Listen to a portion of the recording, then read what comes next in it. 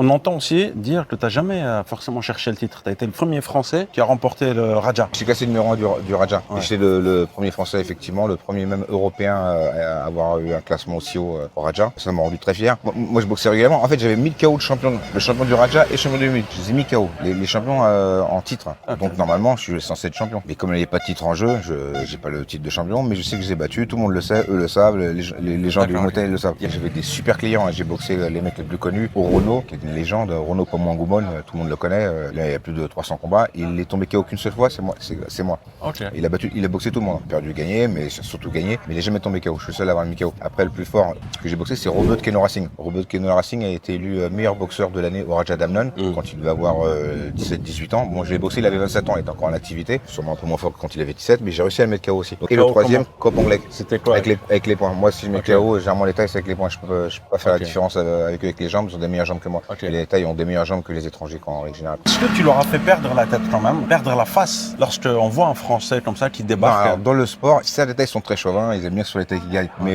ils sont quand même très reconnaissants de ce que tu fais sur le ring. Par exemple, monter sur le ring, il n'y a plus vraiment de nationalité. Tu viens, tu respectes, tu fais du Muay Thai, tu montres que tu apprécies leur culture, leur sport, et que tu fais évoluer le truc. Il le voit plus comme un signe d'intégration en fait. La personne, c'est... À partir du moment où tu montes une fois sur le ring, tu gagnes le respect déjà de tout ton entourage, de tous les gens qui t'ont vu. Tu as fait un bon truc, et si t'abandonnes, évidemment, tu gagnes pas le respect. Mais si tu te bats bien, tu gagnes le respect déjà de tout ton entourage. Plus tu fais des combats, plus tu gagnes le respect d'autres personnes qui te regardent. Dans le sport, ils sont pas si chauvins que ça. Sur le ring, ils notent le côté guerrier de la personne.